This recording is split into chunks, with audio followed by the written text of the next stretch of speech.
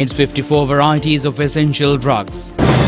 New format has been drafted to develop infrastructure facilities in Sri Lanka amidst economic crisis. Sachitra Seranayake was released on bail. France has decided to withdraw its ambassador and troops from Niger. Sri Lanka bags a silver medal in Asian Games. And we move on to those and other stories in detail. And in your top local story tonight, President Ranil Wickremesinghe says that a re-scrutiny on the life of King Sitawaka Rajasinghe should be conducted. The President made these remarks at a ceremony held at the Rajasinghe Central College in Hangwala today. The program titled Sisu Arunalu has been organized to distribute school equipment and uniform materials to 12,000 school students. All these items and clothes have been donated by the Chinese government. The President symbolically distributed these items to several students at this ceremony. President Ranil Wickremesinghe emphasized that King Rajasinghe has been overshadowed by history due to a reference in Chulavansa made 2 centuries after his reign. President Wickremesinghe urged a reconsideration of the historical approach that has favored victorious figures while neglecting those who face defeat. Symbolizing the distribution of school equipment and uniforms, the President presented school equipment to several students during the event. It is worth mentioning that this assistance is a direct outcome of the Prime Minister's visit to China. Hanwala, Avesawela, situated in the western province, boasts an advanced education system. The Prime Minister is making a substantial commitment towards its further development. Highlighting the significance of preserving historical and cultural heritage, President Wickremesinghe revealed that he has instructed the Department of Archaeology to explore the archaeological treasures of Sitawaka Kingdom. This effort aimed to shed light on the historical significance of the reign and pave the way for the construction of a museum dedicated to Sitawaka's history. President Wickremesinghe emphasized the need for the country's children to receive both modern education and knowledge about Sri Lanka's rich cultural history. He expressed his commitment to ensuring that Sri Lankan youth are equipped with the skills and knowledge necessary to shape the nation's future. Despite recent economic challenges, President Wickremesinghe assured that the government remains committed to allocating more resources for free education and health care. He expressed his dissatisfaction with the current education system and his determination to transform Sri Lanka into a vocational training centre while providing children with an education system that empowers them for the future.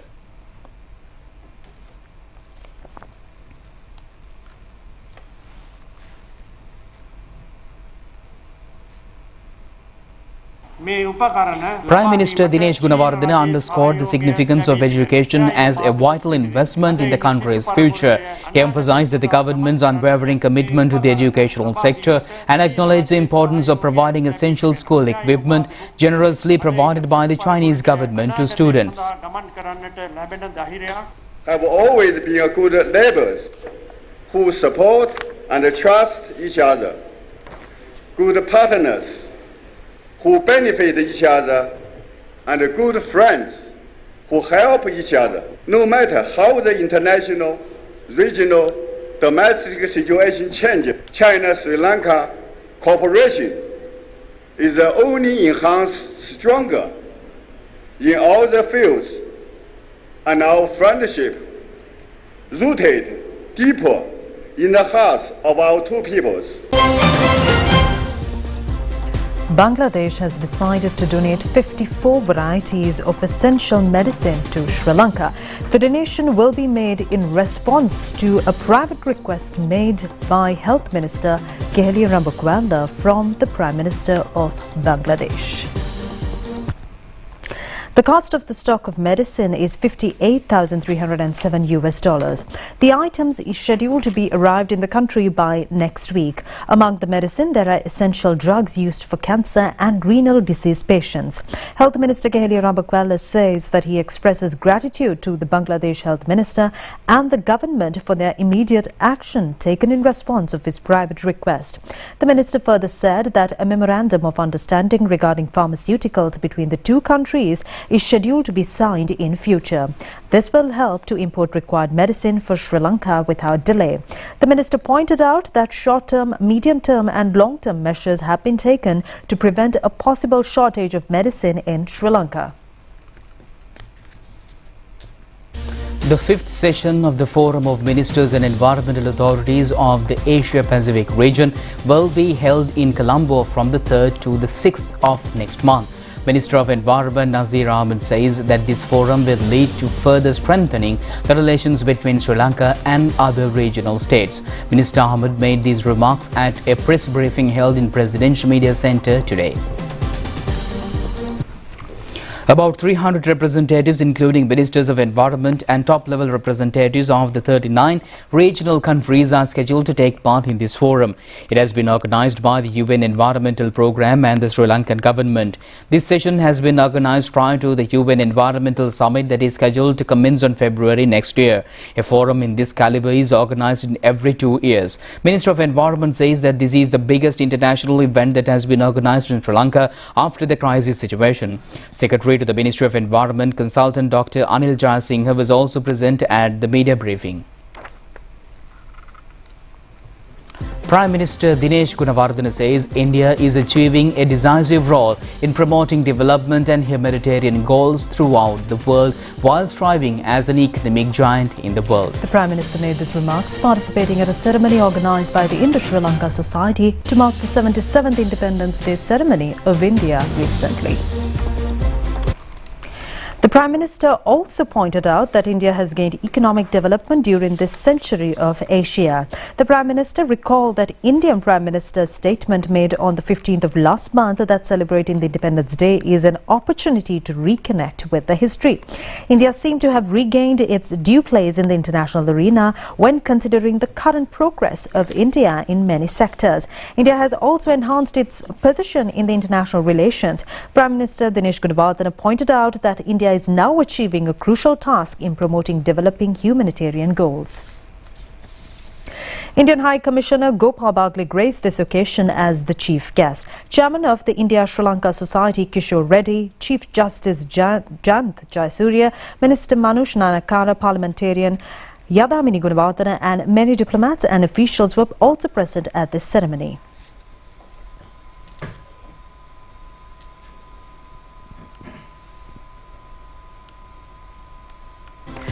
The Global Sustainable Transport Forum 2023 commenced today in Beijing in China. Minister Dr. Bandula Gunawardena is representing Sri Lanka in this forum. This three-day forum will focus its attention over the global trends in transport and allied sectors. Addressing the inaugural session of the forum, Minister Dr. Bandula Gunawardena delivered a speech under the title of Acting Collectively for Sustainable Transport, Global Development and Promotion. Minister Gunawardena stated that Sri Lanka has identified many significant sectors to develop passenger and goods transport. Sri Lanka has already taken some actions in this connection. He added that Sri Lanka has changed its format of investment for infrastructural development in the island even amidst the prevailing economic crisis.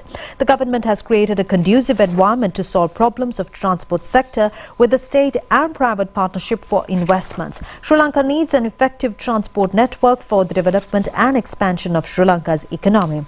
The minister also pointed out that connecting the highway that runs over concrete columns, which is undertaken by the China Harbour Engineering Corporation, to the highway network is a significant milestone in the transport sector.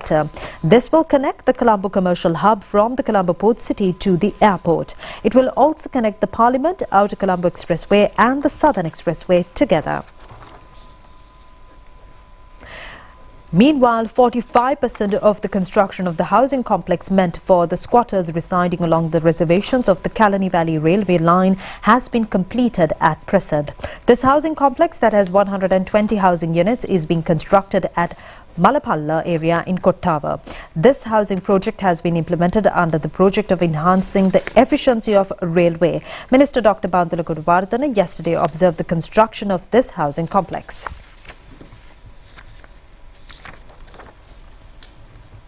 Today is the fourth day of the Colombo International Book Fair in the BMICH premises. National Television is the official electronic media sponsor for the event this year as well.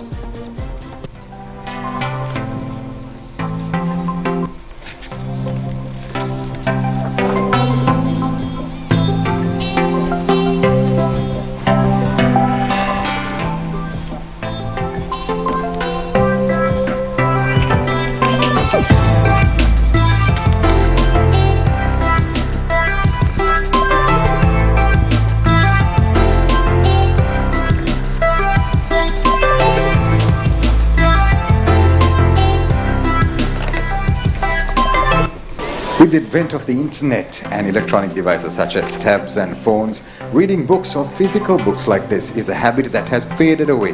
Or at least that's what many people think. If you make your way to the Colombo International Book Fair 2023, you will have your mind blown away because 400 plus stalls with over 100,000 visitors every single day with discounts galore just like this stall. So bring your children and make reading a habit and let this be the stepping stone for an amazing future for you and your children. My name is Abhilash Raghavan. I'm from Kotayana, Colombo. So the first time I was here was on 2018 and I was with my friends and all. I bought one book only. But this time I think it's well organized. Compared to last year, I feel like there's a more variety of books. And I came here with a huge list of books. I feel like I ticked almost all the books on my list. And yeah, I'm happy to be here. This year I feel like there's many more stalls compared to last year. My name is Dishda Raghava Sharma. This is my first time in book fair. I saw in Pubala Singha bookshop there was a banner saying book fair start from 22nd September to 1st October. So I got excited and I want to see some fan fictions books. And meanwhile, a book written by Minister Manush Nanakara under the title of The Right Eye was launched in Colombo yesterday at a ceremony headed by President Ranil Wickremesinghe and Prime Minister Dinesh Gunawardena. This book is considered as the first book written by a right-wing young politician on the labour movement. This book gives the opportunity to readers to gain knowledge over the history of the labour movement in Sri Lanka with a rightist analysis. Minister Manush Nanakara started his career as a journalist at the beginning. He has included a broad analysis on the estate workers and Sri Lankan migrant workers with a close association. The first copies of the book were presented to President Ranil Wickremesinghe, Prime Minister Dinesh Gunawardena and to the mother of the minister, Nanakara. It was significant that the book was launched on the minister's birthday.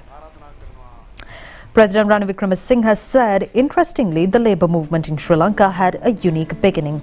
Unlike other countries with industries, our nation lacked a significant industrial base. Even when considering the struggles of Carter's, industries weren't a driving force. Our trade unions predominantly originated from government employees. The government played a pivotal role as it controlled industries, ports, petroleum companies and bus services. In essence, this movement had its roots in the government. Today, we have witnessed a transformation in the status of workers as many have transitioned from the working class to the middle class. They are now referred to as trained individuals, graduates, trainees and engineers. As employees, their needs have evolved, reflecting a global trend. 25 to 30% in the Western world now work remotely without a fixed workstation, offering flexibility in work hours. This new work paradigm is unfolding worldwide. Manusha has provided a thorough analysis of this development in his book, and it's imperative that we consider how we will navigate this challenging landscape in the future. Minister Manush Nanakara said that when he ventured into the realm of politics, Mr. Ranil Wickremesinghe stood as a visionary leader whom we deeply respected and looked up to as our mentor. Through politics, the President not only guided us but also encouraged us to explore a wide range of subjects. Whenever the forward-thinking leader Ranil Wickremesinghe made decisions for our country, the populace often opposed him. However, history showed that each time he was defeated, our nation faced severe consequences within a year. Our President possesses a remarkable vision for the future, unrivaled by anyone else in foreseeing the destiny of our country. And meanwhile, a person has bitten a shoulder of a woman who had gone to a hotel in Trincomalee Road to purchase food. It is reported that the woman has faced this incident in complaining that there were flies in the food she had purchased. This victim is a member of a group that went on a tour on the 23rd of this month. They had gone to the relevant hotel and purchased 2 packets of fried rice. Later, seeing some flies in the food packets, they have refused to accept the food and requested their money back. Then a group of persons had entered the scene and assaulted the visitors.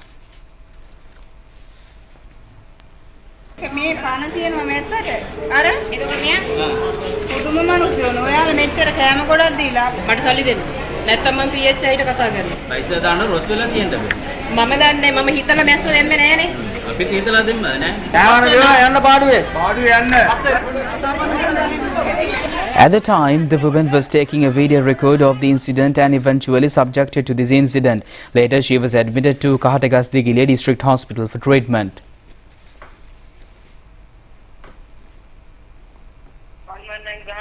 Meanwhile, former chairman of the Canteen Owners Association, Nasela Sampath, held a media briefing today to clarify the incident. He said that the legal action will be taken against the culprits and the relevant hotel.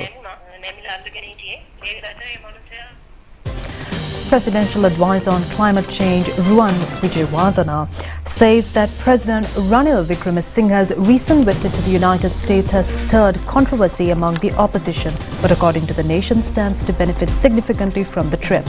Speaking at a press conference held at the Presidential Media Centre today, under the theme Collective Path to a Stable Country, Mr. Vijayawardena highlighted the strengthened bonds between America and Sri Lanka as well as with other global powers as a result of this visit. Ruan Vijayawardena stated that the long-term friendship between the United States and Sri Lanka, along with our positive relations with other world leaders, has been further reinforced during this visit. He also said that he went on to underscore the significance of the visit in the context of this year's United Nations General Assembly session in New York, which focused on climate change and sustainable development goals. President Wickremesinghe held discussions with numerous heads of state during the event, with expectations running high for favorable outcomes. Mr. Vijayawardena further said that during a meeting with the President of the World Bank, Mr. Ajay Banga, on the first day of the visit, President Wickremesinghe received praise for the government's economic policies and plans for future assistance in climate change initiatives and development programs were announced. Mr. Banga expressed his intention to visit Sri Lanka later this year. In talks with the President of Korea, it was agreed to provide employment opportunities for a significant number of Sri Lankan youth and offers support for development initiatives. President Wickremesinghe also participated in the 3rd Annual Indo-Pacific Islands Dialogue, emphasizing the importance of regional cooperation to safeguard the identities of island states. The visit solidified Sri Lanka's relations with the United States, particularly in the context of climate change and sustainable development, and President Wickremesinghe stressed the need for developed countries to play a significant role in addressing climate change and assist developing countries, including Sri Lanka, achieve their sustainable development goals.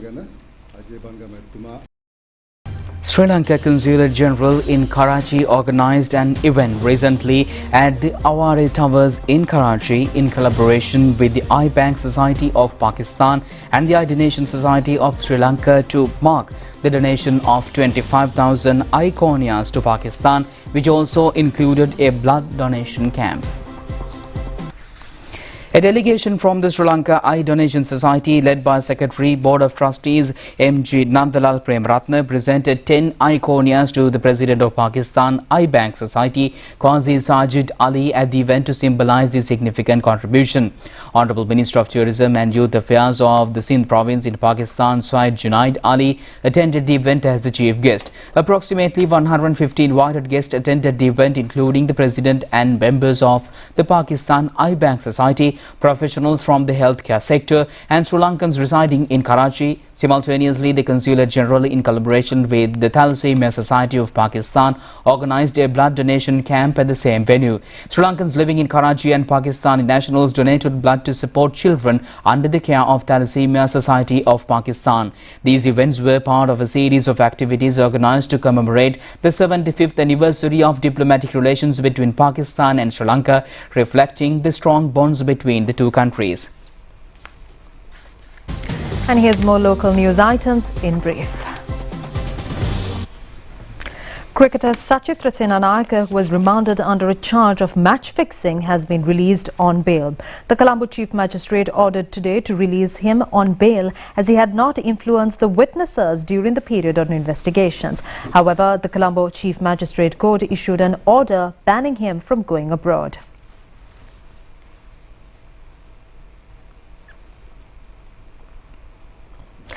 Colombo Chief Magistrate Court today ordered to hand over the body of late businessman Dinesh Shafter to his relations again. The body was exhumed recently for further investigations regarding his death. The panel of forensic experts who conducted the post-mortem investigations has informed the courts that the body can be handed over to the family members for final rites.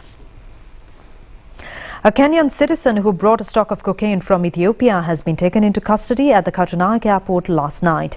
The Custom Drugs Control Unit says that the stock of drugs is amounting to 300 million rupees.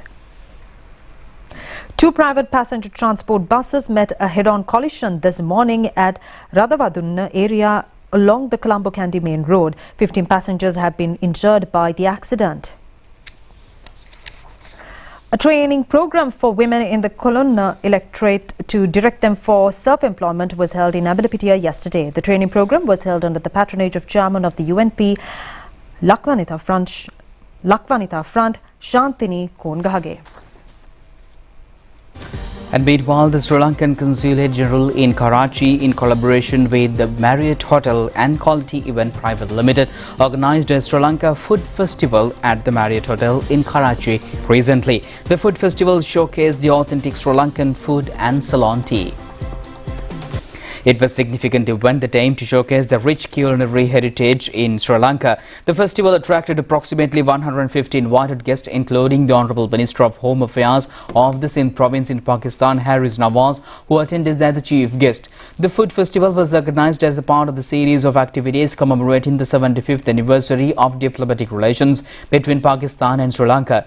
The event featured captivating performances by Chandana Vikramasinghe and the Dancers Guild, as well as Sri Lankan singer Sonal Prabhashita. These performances added a cultural and artistic dimension to the celebration, offering guests a taste of Sri Lanka's vibrant art scene. The event received extensive publicity from major media outlets in Pakistan and underscoring its significance and reach.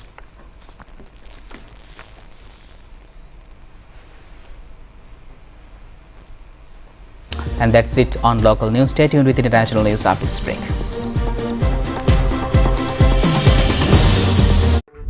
Colombo ජාත්‍යන්තර පොත් ප්‍රදර්ශනය 2023 සැප්තැම්බර් 22 සිට October 1 දක්වා පෙරවරු 9 සිට රාත්‍රී 9 තෙක් BMIC චිරි සංවිධානය ශ්‍රී ලංකා පොත් ප්‍රකාශකයින්ගේ සංගමය.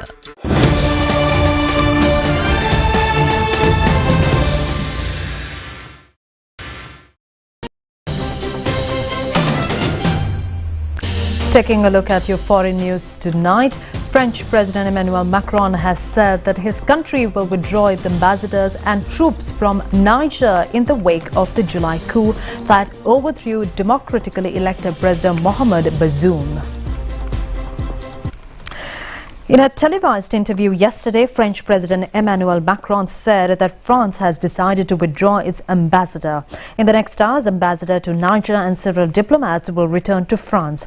He added that military cooperation was over and that 1,500 French troops stationed in the country would withdraw in the months and weeks to come, with a full pullout by the end of the year.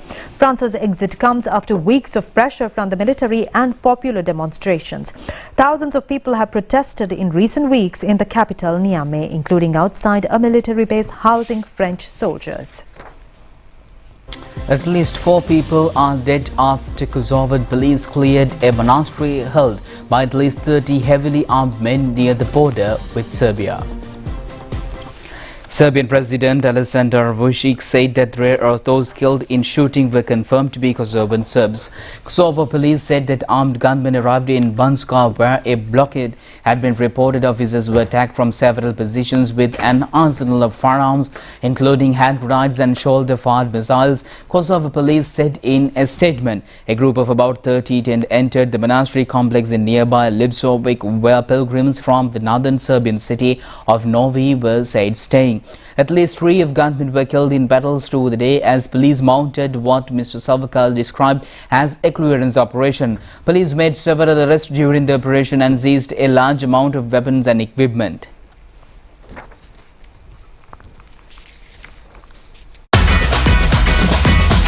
Prima Kutumi, Fantamai.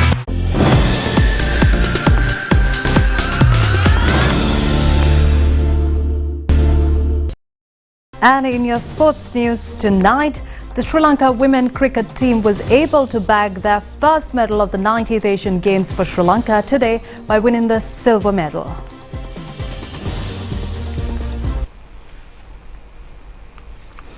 The finals of the T20 cricket tournament of the Asian Games was played between Sri Lanka and India.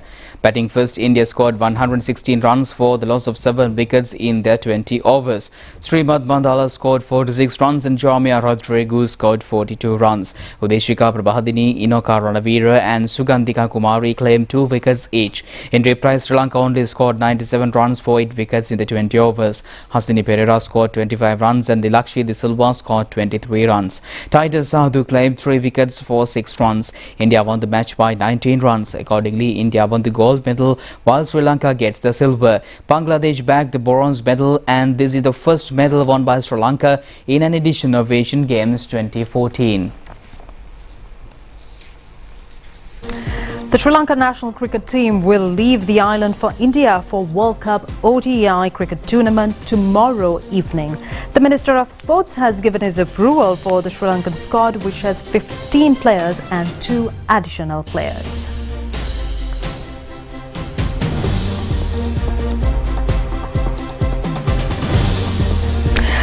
And also in most sports news, Scotland defeated the Tonga team in the rugby match of World Cup rugby tournament played in France.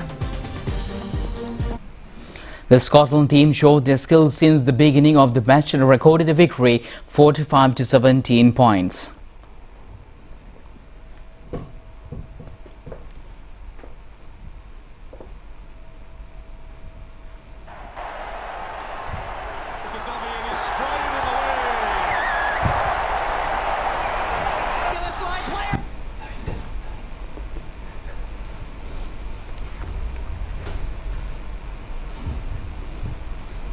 In another match, Wales team defeated Australia 40 to 6 points.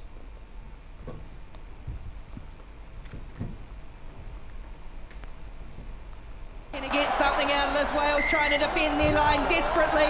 They've done so again.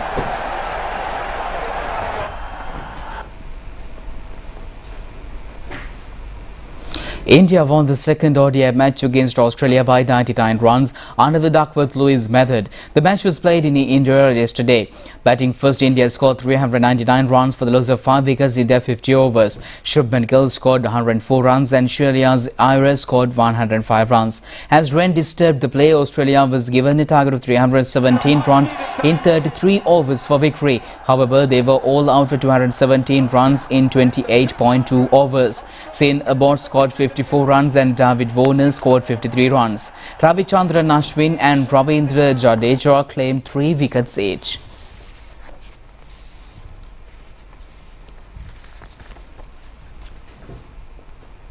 And yes, the Sri Lanka national cricket team will leave the island for India World Cup ODI cricket tournament tomorrow evening. The Minister of Sports has given his approval for the Sri Lankan squad, which has 15 players along with 2 additional players.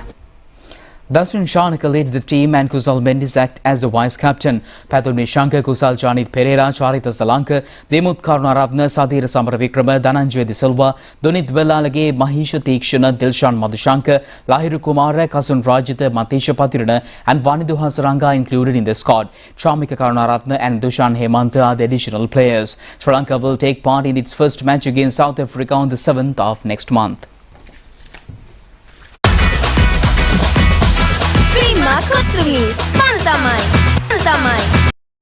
That we conclude tonight's English news on Rupavahini. I am Kasani signing off together with Charita. We'll see you tomorrow at the very same time. Good night.